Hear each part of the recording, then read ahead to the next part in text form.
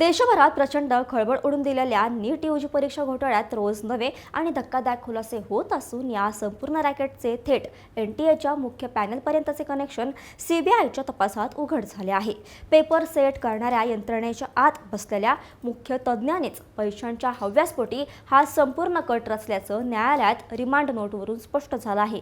या प्रकरणात लातूरचे प्रसिद्ध आरसीसी कोचिंग क्लासेसचे संचालक प्राध्यापक शिवराज मोटेगावकर यांच्या कार्यालयावर तब्बल 10 तास धाड टाकून त्यांना मध्यरात्री पुण्यात का आणलं गेलं? नीट परीक्षा घोटाळ्यात थेट पेपर सेट करणाऱ्या दिल्लीच्या तज्ज्ञांचा हात कसा होता? निकाल जाहीर होण्यापूर्वीच लातूर आणि नांदेडच्या क्लास चालकांना आपल्या विद्यार्थ्यांना पैकीच्या पैकी गुण मिळणार हे आधीच कसं ठाऊक होतं?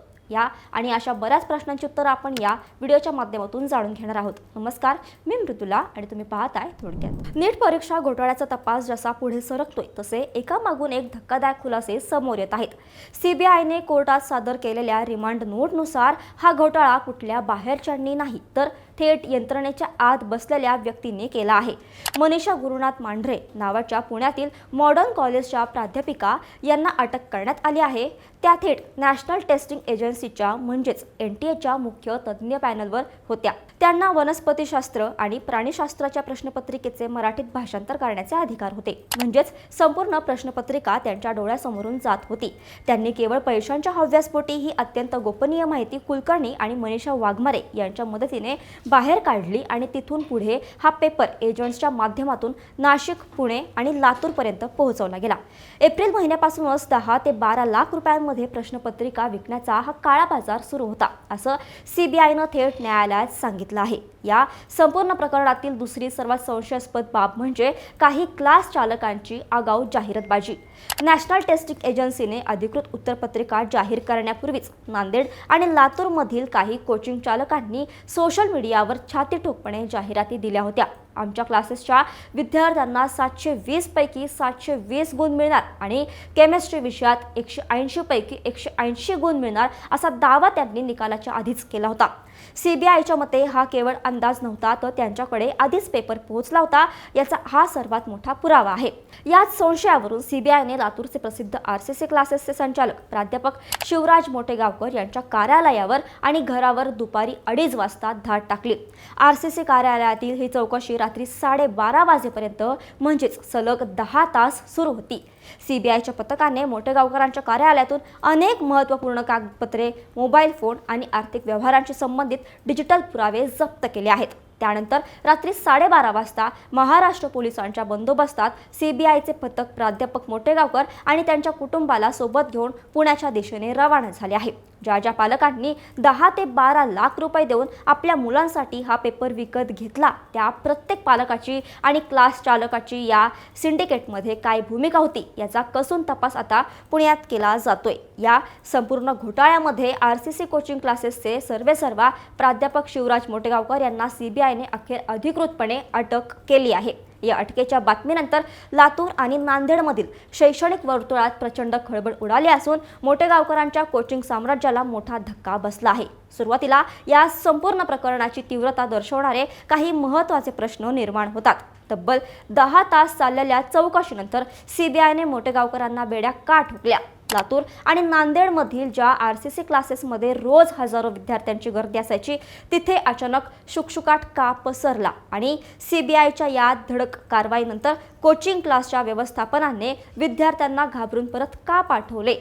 तर प्राध्यापक शिवराज मोटेगावकर यांच्या अटकेची बातमी वाऱ्यासारखी पसरताच नांदेड आणि लातूर येथील त्यांच्या आरसीसी कोचिंग क्लासेसच्या केंद्रांवर कमालीचा शुकशुकाट पाहायला मिळत आहे. नांदेडमधील केंद्रावर आज नेहमीप्रमाणे सकाळी 6 वाजताच्या पहिल्या बॅचसाठी शेकडो विद्यार्थी जमले होते. मात्र परिस्थितीचे गांभीर्य ओळखून तिथल्या कर्मचाऱ्यांनी क्लासेसला सुट्ट्या लागल्याचे खोटे कारण सांगत विद्यार्थ्यांना तडक घरी परत पाठवून दिलं. त्यानंतर काही वेळातच कर्मचाऱ्यांनी आरसीसी कोचिंग क्लासेसच्या प्रत्येक मुख्य गेटला मोठी कुलपं लावून केंद्र पूर्णपणे बंद करून टाकले. वार्षिक 100 कोटी रुपयांपेक्षा जास्त उलाढाल असलेल्या या नामांकित कोचिंग सेंटर्सचे शटर्स अशा प्रकारे तडकाफडकी डाऊन झाल्यामुळे तिथे शिकणाऱ्या हजारो विद्यार्थ्यांचे आणि कोट्यवधी रुपये फी भरलेल्या पालकांचे भवितव्य आता पूर्णपणे टांगणीला लागलं आहे.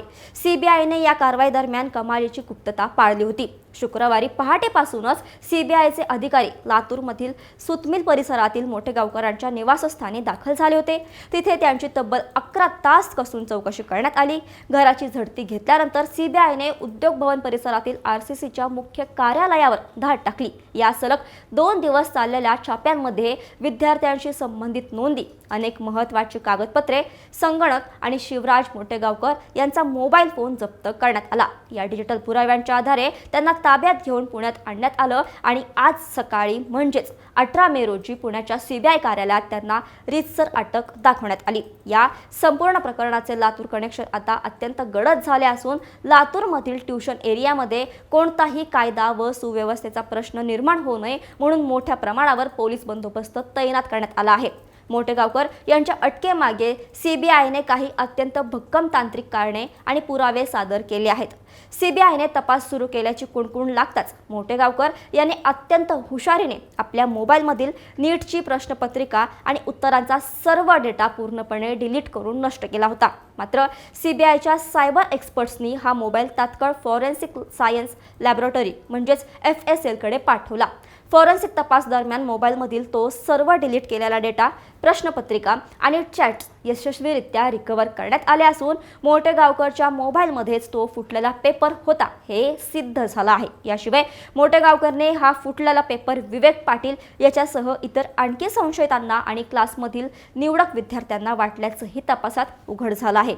या कारवाईनंतर आता सीबीआयच्या पथकाने लातूरमधील आरसीसीच्या मुख्य कार्यालयावर पुन्हा एकदा धाड टाकत स्थानिक पोलिसांच्या कडक बंदोबस्तात सर्च ऑपरेशन सुरू ठेवलं आहे. लातूरच्या ट्यूशन संस्कृतीतून उभा राहिलेला हा आरसीसी पॅटर्न आज महाराष्ट्रातील सर्वात मोठ्या कोचिंग नेटवर्कपैकी एक मानला जातो, ज्याचा विस्तार लातूर, पुणे, पिंपरी चिंचवड, हडपसर, नाशिक, कोल्हापूर, अकोला, नांदेड आणि छत्रपती संभाजीनगर पर्यंत आहे. या क्लासेसमध्ये देशभरातून विशेषतः दिल्ली, उत्तर प्रदेश आणि हरियाणातून हिंदी भाषिक शिक्षकांना आणून त्यांना महिन्याला लाखो रुपयांचे घसघशीत पॅकेज दिले जात होते. मात्र या 100 कोटींच्या साम्राज्यामागे इतका मोठा पेपर फुटीचा काळा बाजार सुरू असल्याचं समोर आल्याने लाखो प्रामाणिक विद्यार्थ्यांचे भवितव्य धोक्यात आले आहे.